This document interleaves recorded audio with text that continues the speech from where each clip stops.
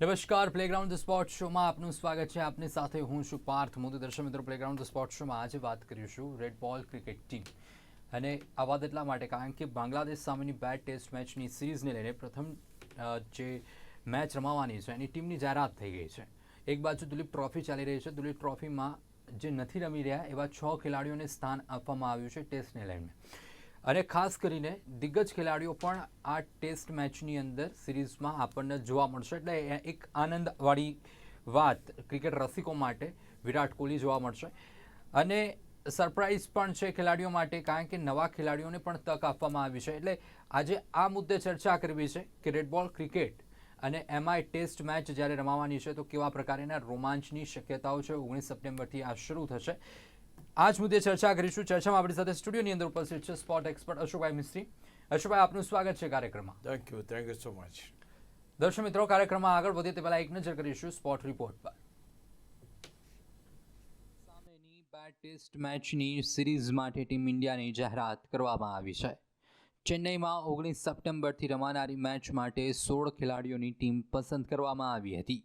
Captain તરીકે રોહિત શર્મા, વિરાટ કોહલી, જસપ્રીત બુમરાહ અને રવિન્દ્ર જાડેજા ઉપરાંત અશ્વિન, કુલદીપ પણ ટેસ્ટ મેચ એક્શનમાં જોવા મળશે. 4 યુવા ખેલાડીઓને તક આપવામાં આવી છે, જેમાં wicketkeeper Jurel, batter Sarfaraz, faster Akashdeep અને યશ દયાલનો સમાવેશ થાય છે. ફર્સ્ટ વિકેટકીપર તરીકે ઋષભ પંતનો ટીમમાં સમાવેશ કરાયો છે.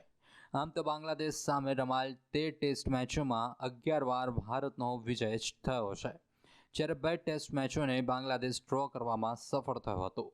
પણ આ વર્ષે પરિસ્થિતિ અલગ છે. બાંગ્લાદેશે તાજેતરમાં દિગ્ગજ ટીમ પાકિસ્તાનને 2 ટેસ્ટ મેચોની શ્રેણીમાં 2-0થી હરાવીને સૌપ્રથમવાર ટેસ્ટ શ્રેણી જીતી હતી. અશોકભાઈ, પહેલો પ્રશ્ન સ્વાભાવિક રીતે એ રીતેનો થઈ રહ્યો છે કે વ્હાઇટ બોલ ક્રિકેટ પર જે રેડ બોલ ક્રિકેટનું આગમન થઈ રહ્યું છે, આ આગમન કેટલું આવકારદાયક રહેશે? વેલ, વન ડે વર્લ્ડ કપ આપણે જોયો, પછી ત્યાર પછી T20 વર્લ્ડ કપ જોયો, ઘણી બધી T20 સિરીઝ જોઈ, વન ડે સિરીઝ જોઈ, અને હવે ટેસ્ટ મેચ ક્રિકેટ. આ ટેસ્ટ મેચ ક્રિકેટ એટલા માટે વધારે ઇમ્પોર્ટન્ટ બની ગયું છે કે હવેની જે કોઈ મેચો રમાશે, ઓફકોર્સ થોડી 1-2 T20 મેચો એમાં આવશે, પણ મોટાભાગની ટેસ્ટ મેચ રમવાની છે. એટલે આ એક સૌથી મહત્ત્વની વાત છે કે હવે જે એરા આવ્યો છે, હવે જે સમય આવ્યો છે, એ સમયમાં ક્યાંક શોર્ટ ફોર્મેટની બદલે લોંગ ફોર્મેટની મેચો રમાશે. અને એ મેચો રમાશે એટલે સ્વાભાવિક રીતે કે જે ટેમ્પરામેન્ટ છે, ધૈર્ય છે, મેદાન ઉપર ટોકવાની શક્તિ છે, લાંબી ઇનિંગ રમવાની ક્ષમતા છે, એ ખેલાડીઓની બોલબાલા રહેશે. અને એટલા માટે જ આ શ્રેણીની અંદર બધા દિગ્ગજો જે કહી શકાય ટેસ્ટ મેચ ક્રિકેટના અથવા તો ક્રિકેટના દિગ્ગજો એમને સમાવવામાં આવે છે, ટીમમાં સ્થાન આપવામાં આવ્યું છે. ભારત બાંગ્લાદેશને લાઇટલી લેવા નથી માંગતું, કારણ કે બાંગ્લાદેશ પણ હવે એક સ્ટ્રોંગ ટીમ બનીને ઉભરી આવી છે. એટલે અહીંયા આગળ જોવા જઈએ તો ભારતે અત્યાર સુધીમાં 579 ટેસ્ટ મેચો રમી છે, 579, અને એની અંદર 178 જીત મેળવી છે, જ્યારે 178 હાર મેળવી છે. Equal number of test matches have been lost. અને 222 મેચો ડ્રો થઈ છે, અને એક મેચ ટાઈ થઈ છે, જે આપણે સૌ જાણીએ છીએ ચેન્નઈમાં રમાઈ હતી. અને અહીં આગળ જોઈએ તો ભારતનો જે સક્સેસ રેશિયો ટેસ્ટ મેચોમાં છે, that is the lowest in all format of cricket. It is only 30.74. તો આ એક વસ્તુ બહુ મહત્ત્વની છે કે ટેસ્ટ મેચ ક્રિકેટ રિસન્ટ પાસ્ટમાં થોડુંક અલગ રીતે રમાઈ રહ્યું છે. T20ની તમને એમાં ફ્લેવર જોવા મળે છે. ખેલાડીઓ તમારી પાસે ત્રણેય ફોર્મેટમાં જે હોય એ જ ખેલાડીઓ તમને જોવા મળે છે. ધૈર્ય કહો તમે કે આક્રમક ક્રિકેટ કહો તમે, થોડી ઘણી અસર T20ની ટેસ્ટ મેચમાં પણ આવે છે. એટલે ક્રિકેટ થોડું ફાસ્ટ બને છે. એની સાથે સાથે જેવું ક્રિકેટ ફાસ્ટ બને છે, પરિણામલક્ષી બની જાય છે. તમે વિચાર કરો, 178 જીતની 178 હારની સામે 222 ડ્રો. તો રિસન્ટ પાસ્ટમાં જે ડ્રો થવાની જે સિલસિલો હતો, જે ઇતિહાસ હતો, એ ઇતિહાસને ક્યાંક મોટાભાગે કંટ્રોલ કરવામાં ભારત સફળ થયું છે. એટલે મીન્સ કે ટેસ્ટ ક્રિકેટ સફળ થયું છે. ત્યારે જે કોઈ મેચો રમાય છે એમાં પરિણામો આવે છે, અને એનું કારણ મુખ્ય એક જ છે કે વ્હાઇટ બોલ ક્રિકેટની અસર. એટલે અહીંયા તમે જે કહ્યું એ બિલકુલ વાત બરાબર છે કે એનો કેટલો રોમાંચ અથવા તો કેવી પરિસ્થિતિ સર્જાશે. તો અત્યારના તબક્કે આ એક એવું ક્રિકેટ છે કે જે એક બેઝિક ક્રિકેટ છે અને બેઝિક ક્રિકેટ હોવાની સાથે સાથે જે ક્રિકેટમાં રમવા માટે 5 દિવસ ઊભા રહેવાની ક્ષમતા જોઈએ તમારે, એવું આ ક્રિકેટ છે. આ 2020 નથી, વન ડે નથી. તો હું માનું છું કે આ ક્રિકેટને એક અલગ રીતે જોવું પડશે. જેમ હમણાં આપણે દુલીપ ટ્રોફીની મેચો જોઈ, એમાં પણ હજુ તમે જુઓ people are not much settle. હજુ પણ જેને કહી શકાય કે આઈપીએલની ઝલક જોવા મળે છે તમને, ટેસ્ટ મેચ ક્રિકેટનો ચાર્મ ફીલ આવતો નથી. તો આ જે વસ્તુ છે એ હવે ટેસ્ટ મેચમાં જ્યારે તમે રમશો તો આવો છો ત્યારે એ બધી વસ્તુનું તમારે ધ્યાન રાખવું પડશે અને યુ હેવ ટુ એન્શ્યોર કે ભાઈ એક સારી ઇનિંગ રમાય. સૌથી મહત્ત્વની વાત એ છે કે અહીંયા જલ્દી આઉટ થવું એ અહીંયા આગળ પોસિબલ મીન્સ કે તમારા માટે સારું નહીં રહે, કારણ કે you need to score runs at the same time you have to have the partnerships. અહીંયા ટેસ્ટ મેચનું સૌથી મોટું જો ઇન્ગ્રેડિયન્ટ હોય તો એ છે પાર્ટનરશિપ, કે તમારી પાસે કેટલી સારી અને કેટલી પાર્ટનરશિપ એક ઇનિંગમાં બને છે. દરેક મેચમાં એવું થાય કે એક ખેલાડી જામી જાય એટલે 50 કરે, 60 કરે, 70 કરે, 80 કરે, 100 કરે, પણ એની બાજુનો જે ખેલાડી છે એ બદલાતો હોય ત્યારે તમારી એ બને છે ઇમ્પોર્ટન્ટ, એ બની જાય તમારા માટે કે તમે કેટલો સારો સ્કોર અને કેટલી પાર્ટનરશિપથી બનાવી શકો છો. એટલે માનું છું કે પાર્ટનરશિપની પણ બહુ જ મોટી ભૂમિકા આમાં હશે. બિલકુલ, પાર્ટનરશિપની પણ ભૂમિકા હશે, પરંતુ જ્યારે ટેસ્ટ હોય કે પછી વન ડેની વાત કરીએ કે T20ની વાત કરીએ, એક મજબૂતાઈની વાત હંમેશા થતી હોય છે. બાંગ્લાદેશ સામે 2 ટેસ્ટ મેચોની શ્રેણી છે. 16 ખેલાડીઓના નામની જાહેરાત કરવામાં આવી છે અને ખાસ કરીને બાંગ્લાદેશ અગાઉ પાકિસ્તાનને હરાવીને 2-0થી હરાવીને હવે ટેસ્ટ રમશે, એટલે ક્યાંક એનામાં પણ એક કોન્ફિડન્સ છે બાંગ્લાદેશમાં. કેટલો પડકાર, આપણી ટીમ કેટલી મજબૂત છે અને સામે પડકાર કેટલો છે? આપણી ટીમ મજબૂત તો we are number 1 in the world, એટલે એ તો પહેલી વસ્તુ એ કે મજબૂત ટેસ્ટ ટીમ છે આપણી, સૌથી મહત્ત્વનું. બીજું કે તમારી પાસે રોહિત શર્મા આવી ગયા, વિરાટ કોહલી આવી ગયા, જડેજા આવી ગયા, પંત આવી ગયા, અશ્વિન આવી ગયા, બધા ખેલાડીઓ જે ટોપ ક્લાસ ખેલાડી, જસપ્રીત બુમરાહ આવી ગયા, એ ટોપ ક્લાસ ખેલાડીઓ પરત ફર્યા છે. એટલે ભારતની ટીમ એક મજબૂત ટીમ તરીકે આગળ આવી રહી છે, પહેલી વાત. મીન્સ કે બીજી વાર બાંગ્લાદેશ પાસે બાંગ્લાદેશને ભારતની ટુર્નામેન્ટ મીન્સ કે મેચો એટલી બધી આઈ કેચિંગ ના હોત, પણ જે તાજેતરમાં બાંગ્લાદેશે જે જીત મેળવી છે પાકિસ્તાન સામે, બંને ટેસ્ટ મેચો એમને હરાવીને, એ બંને ટેસ્ટ મેચો એક મજબૂત ટીમ કે જેની પાસે બોલર્સ પણ સારા છે, બેટર્સ પણ સારા, અને of course they are not playing in a group, that is the problem. તો હું માનું છું કે એક વસ્તુ અગત્યની કે એ ટીમને હરાવીને આવેલી બાંગ્લાદેશ છે, એટલે આ ટીમને લાઇટલી લેવાનો કોઈ સવાલ ઊભો થતો નથી. બાંગ્લાદેશના જે ખેલાડીઓ અત્યારે રમી રહ્યા છે એ પણ એટલા જ જબરજસ્ત ફોર્મમાં છે. અને બીજું કે જે પરિસ્થિતિ અત્યારે બાંગ્લાદેશમાં ચાલી રહી છે, એટલે this is the most important weapon કે એક સારામાં સારું પ્રદર્શન ભારતને જોવા મળે એના ખેલાડીઓનું, અથવા તો બાંગ્લાદેશ ટ્રાય કરે. તો હું માનું છું કે આ બંને દેશો અત્યારે આપણે ઇક્વલ ગણવા પડે. આપણે એમ ના કહી શકીએ કે બાંગ્લાદેશ તો નાની ટીમ છે, એ તો બધું ચાલ્યા કરે. નો, ઇટ ઇઝ નોટ સો. હવે પરિસ્થિતિ બદલાઈ છે. પહેલાં આપણે એવું કહેતા હતા. અચ્છા, આંકડા જુઓ કેટલા સરસ છે. 13 ટેસ્ટ મેચો આપણે બાંગ્લાદેશ સામે રમ્યા છે, 13 test matches. 2 of them are draw and rest all been won by India. એટલે આ એક વસ્તુ તો છે, ઇફેક્ટ છે, ઇમ્પેક્ટ છે, તો એ બધી વસ્તુ રહેશે. પણ ક્યાંક એ વસ્તુ બી ચોક્કસ છે કે બાંગ્લાદેશ પણ હવે લડત આપી શકે સ્થિતિમાં આવી ગયું છે. બિલકુલ, બાંગ્લાદેશની લડત તો છે. ભલે અત્યાર સુધીમાં આપણે જે આંકડા કહ્યા કે 13 મેચો રમાઈ છે, 13 ટેસ્ટ મેચો અત્યાર સુધીમાં ભારત અને બાંગ્લાદેશ વચ્ચે થઈ છે ટક્કર. એમાંથી 11 ભારત જીત્યું છે અને 2 ટેસ્ટ મેચ બાંગ્લાદેશ ડ્રો કરવામાં સફળ થયું છે. પરંતુ આ ઇમ્પેક્ટની જો વાત કરીએ તો ક્યાંક ઘણી વખત એવું થાય છે કે આપણે જે પણ ટીમને નાની ગણીએ કે પછી કેઝ્યુઅલ લઈએ છીએ, ત્યાં આપણું પરફોર્મન્સ ડાઉન થઈ જતું હોય છે. તો ઇમ્પેક્ટ બાંગ્લાદેશનો ભારત ઉપર રહેશે કે પછી ભારત બાંગ્લાદેશને કેઝ્યુઅલ ના લઈને વ્યવસ્થિત ટેસ્ટ મેચ રમશે? બહુ અગત્યની વાત છે તમારી. વ્યવસ્થિત ટેસ્ટ મેચ તો ખેર રમતા હોય છે, પણ ક્યાંક એવું at the back of the mind ચાલતું હોય કે યાર આ ટીમ તો ઠીક છે, સમજી લઈશું. નો, ઇટ ઇઝ નોટ સો. બાંગ્લાદેશની ટીમને એટલે આપણે મજબૂત ગણવી પડે કે અત્યારે ફૂલ ફ્લેજ પાકિસ્તાનની ટીમને 2-0થી વ્હાઇટ વોશ કરીને ટીમ આવેલી છે. Let us not underestimate the strength of their bowlers, their batters, their fielders, their captain. તો અત્યારે કંઈક અલગ મૂડમાં ટીમ આવી રહી છે. બીજું બાંગ્લાદેશની ટીમના પણ પરંપરાગત દુશ્મનો જુઓ તો ભારત જ છે. એ ભારતની સામે જ એમને વધારે તકલીફ થાય અથવા તો વધારે કંઈ ઉશ્કેરવાનું હોય એ બધું થાય. એટલે એક વસ્તુ એ પણ ખાસ જોવાની છે કે આ એક તો તમારી રાઇવલી છે જ, અને હવે તમે રાઇવલીમાં પાછા અહીંયા આગળ ઉતરો છો. એટલે અહીંયા જોવાનું એ રહેશે કે ભાઈ બાંગ્લાદેશ કેટલો સારો પડકાર આપે પહેલી વાત, અને ભારત એને કેવી રીતના ટેકલ કરે. ભારતની ટીમ મજબૂત છે આપણે કહીએ છીએ, પણ આ ટીમ મજબૂત હતી છતાંય હમણાં સિરીઝ આપણે હારીને આવ્યા.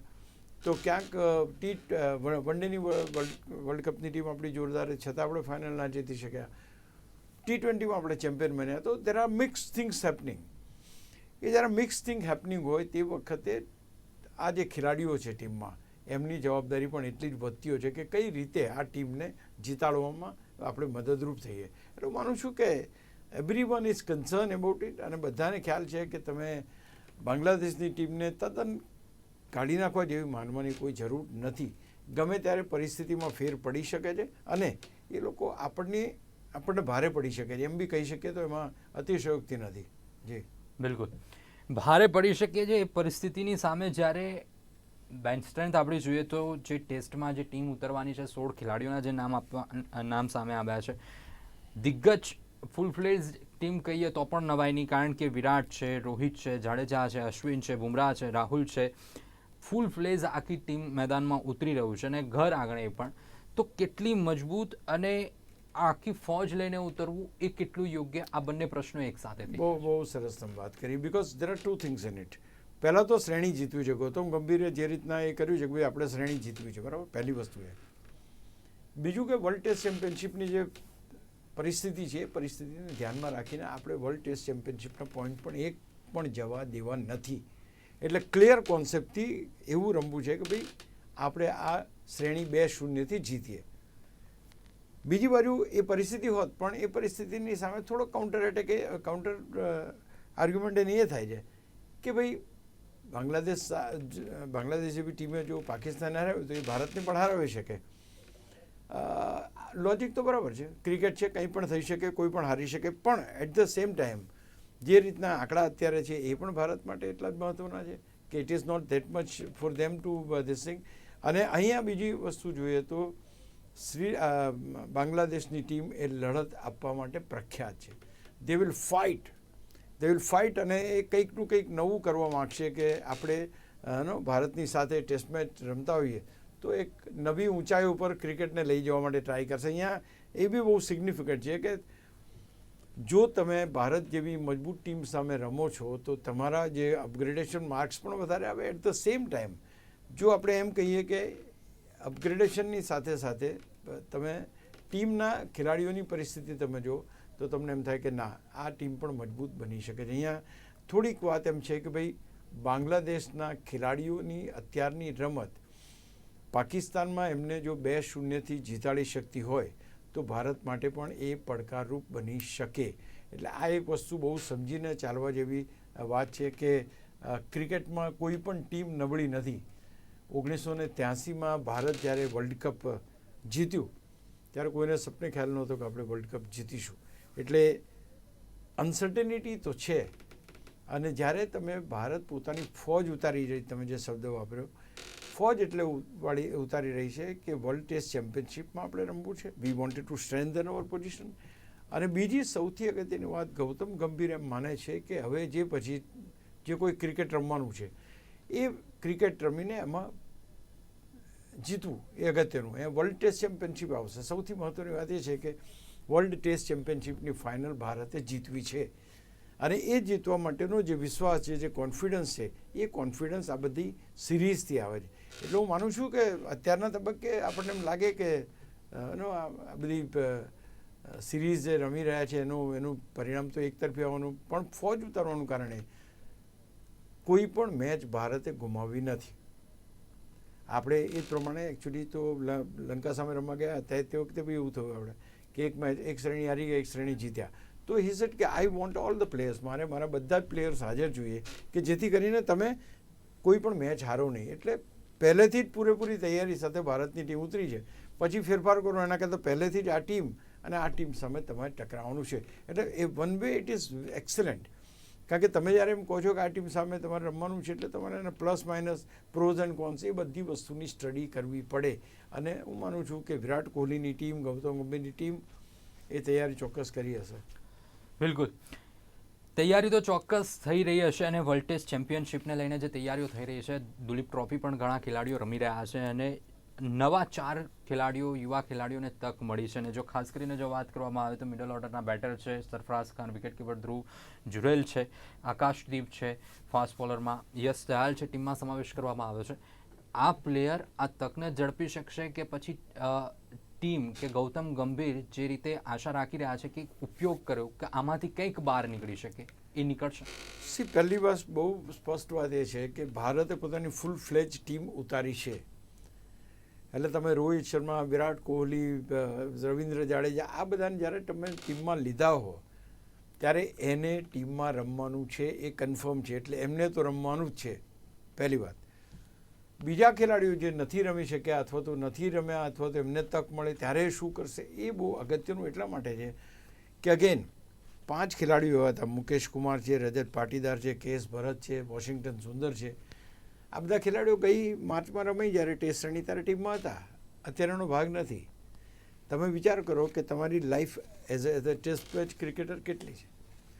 તમે ત્યાંથી રમ્યા ને અહીંયા તો બહાર બી થઈ ગયા તમે. તો અહીંયા આગળ જ્યારે તમારી પાસે એ પરિસ્થિતિ હોય કે તમારે જીતવાનું છે, ટેસ્ટ ચેમ્પિયનશિપમાં પણ જીતવાનું અને પોતાનું સ્થાન કાયમ કરવાનું છે, ધ મોસ્ટ ઇમ્પોર્ટન્ટ પાર્ટ કે ભાઈ, કારણ કે again we will go to the back days discussion કે ભાઈ આ ટીમ બદલાવા માગે છે અથવા તો બદલાશે. વિરાટ કોહલી છે, રોહિત શર્મા છે, કંઈ આજીવન તો રમવાના નથી. એ જે છે એ કેવું રમે છે અથવા તો કેવી રીતના પ્રતિકાર કરે છે તો આપણે ચોક્કસ એ રહેશે. પણ સાથે સાથે જે અત્યારે સૌથી મહત્ત્વની વાત જે થઈ રહી છે that is bench strength. Bharat એની બેન્ચ સ્ટ્રેન્થને વધારવા માગે છે અને એટલા માટે જ આ જે ટેસ્ટ મેચ છે અથવા તો હમણાં જે આપણે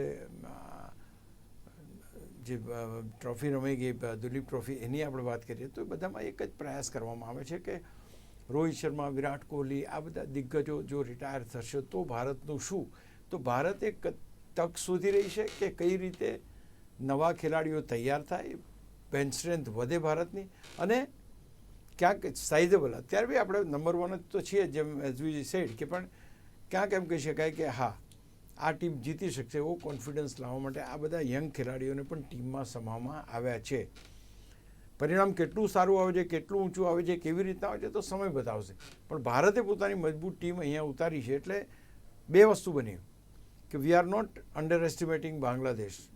કે એવું નથી કે ભાઈ ચલો પહેલી મેચ હારી ગયા તો બીજી મેચમાં બીજી ટીમ રમાડી લઈશું. ના, એ સર કે આ જ અમારી ટીમ છે, નંબર 1 ટીમ છે, નંબર 1 ટીમ જ જે છે એ જ પ્રમાણેની ટીમથી રમવા માગે છે. એટલે આ એક બહુ મોટી એક એ જાય છે કે ભાઈ તમે રમવા માગો છો કઈ રીતના અથવા તો કેટલી તમારે સાદગી છે. તો અહીંયા આ પર્ટિક્યુલર મેચની અંદર અથવા તો આ પર્ટિક્યુલર રેડ બોલ ક્રિકેટમાં આ પણ વસ્તુ મહત્ત્વની રહે છે કે તમે બેન્ચ સ્ટ્રેન્થ તમારી કેટલી વધારી અથવા તો જે આ ખેલાડીઓ મળ્યા એમાંથી કોઈ એક ખેલાડી મુશીર ખાન ધારો કે તેણે સેન્ચુરી મારી, એને તક તો ખેર મળી નથી. તો આ બધા ખેલાડીઓ જે ત્યાંથી પિકઅપ થયા છે અથવા ત્યાં ધારો કે યશ દયાલ વોઝ વેરી લકી, એણે 3 વિકેટ લીધી ને સાંજે એનું સિલેક્શન થઈ ગયું. તો આ જે બધી વસ્તુ છે એ બહુ અગત્યની. એટલે બેન્ચ સ્ટ્રેન્થ વધે અને સાથે તો રોહિત શર્મા, વિરાટ કોહલી, રવિન્દ્ર જાડેજા જેવા ખેલાડીઓ આજે નહીં તો કાલે જો બહાર જશે ટીમની તો કોણ એ પણ શોધવાની કવાયત કદાચ આ શ્રેણીમાંથી થઈ શકે એમ છે. બિલકુલ, પરંતુ એક બાજુ સમીકરણ એ પણ બની રહ્યા છે કારણ કે સમીકરણો શું સંદેશો આપી રહ્યા છે, શું સંકેત આપી રહ્યા છે એના વિશે ચર્ચા કરવી છે. રાહુલનું કમબેક છે તો પછી શ્રેયસ આયરની વાત બાકી છે. કેવા સમીકરણો બની રહ્યા છે આને લઈને? પાર્થ, એક વસ્તુ તો શ્યોર છે કે ભારતની ટીમમાં સ્થાન મેળવવું it's not a easy task. At the same time તમારી પાસે આજે 5 પ્રકારના ઓપનિંગ બેટ્સમેન છે, 5 પ્રકારના મિડલ ઓર્ડર છે, 5 પ્રકારના ફાસ્ટ બોલર છે, 5 પ્રકારના સ્પિન બોલર છે. તો તમારી પાસે દરેકે દરેક જગ્યાએ એક કોમ્પિટિશન છે. કેએલ રાહુલની વાત કરીએ તો કેએલ રાહુલની જે ટેસ્ટ મેચ પ્રત્યેની જે રમવાની શૈલી અથવા તો સ્ટાઇલ અથવા તો ધગસ જે છે દેટ ઇઝ ડિફરન્ટ. આ ખેલાડી પાસે ક્ષમતા છે કે લાંબા સમય સુધી બેટિંગ કરે, લાંબા સમય સુધી ટીમમાં રન્સ બનાવી રાખે અને પાર્ટનરશિપ બનાવે. કારણ કે ભારતની ટીમમાં શરૂઆતમાં ધારો રોહિત શર્મા છે, યશસ્વી છે, ગિલ છે, વિરાટ કોહલી છે, રાહુલ છે, સરફરાઝ છે. તો અહીંયા જ્યાં સુધી ટોચના 4 ખેલાડીઓ છે એ રમતા હોય ત્યાં સુધી એનું he is not in the picture. પણ જો એ ઝડપથી વિકેટો પડે ત્યારે KL રાહુલમાં એ ક્ષમતા છે કે જે ટીમને મજબૂતી આપી શકે અને ટીમને જીતાડી શકે, બચાવી શકે અને સારી રીતે એની પાસેથી કામ લઈ શકે. એટલે અહીંયા સૌથી મહત્ત્વની વાત છે કે ભાઈ તમે જ્યારે રમવા આવો છો તે વખતે અચ્છા શ્રેયસ આયર હમણાં પણ રમ્યા, was not up to the mark. Duleep ટ્રોફીમાં રમ્યા તો પણ એ was not having that runs અથવા તો જે ઝજુણ જોઈએ એ દેખાય નહીં. એટલે અહીંયા એ પણ એક અગત્યનું છે. એટલે એને ટીમમાંથી બહાર કરવામાં આવે. આ ખેલાડી જે છે એટલે ટીમમાંથી બહાર ઇન ધ સેન્સ કે ભાઈ એને સમાવેશ નથી કરવામાં આવ્યો. જ્યારે અહીંયા આગળ KL રાહુલની જે ઉપયોગિતા છે મિડલ ઓર્ડરની અંદર જે રીતે બેટિંગ કરે છે, જે રીતે ટોપ ટીમ સાથે અને બોટમ ટીમ સાથે બંનેની સાથે તાદાત્મ્ય સાધીને કામ કરે છે, એટલા માટે એને ટીમમાં સમાવવામાં આવ્યો છે. બિલકુલ. હવે વાત કરીએ કે મુકેશ કુમાર છે, રજત પાટીદાર છે, વોશિંગ્ટન સુંદર છે જેવા ખેલાડીઓ ટીમની બહાર થઈ ગયા છે. એની પાછળના કારણોની જો વાત કરવામાં આવે અને નવા 4 ખેલાડીઓને તક આપવામાં આવી છે, યુવા ખેલાડીઓનો, શું હવે ટકવું કે ટેસ્ટની અંદર એક વખત આવી જવું એ નક્કી નથી કે તમે લોંગ ટર્મ સુધી ટેસ્ટની અંદર રહેશો અને તમારું જો પરફોર્મન્સ નહીં હોય તો કોઈને કોઈ તમારી જગ્યા ભરી દેશે? બિલકુલ તમે સાચી વાત કરી.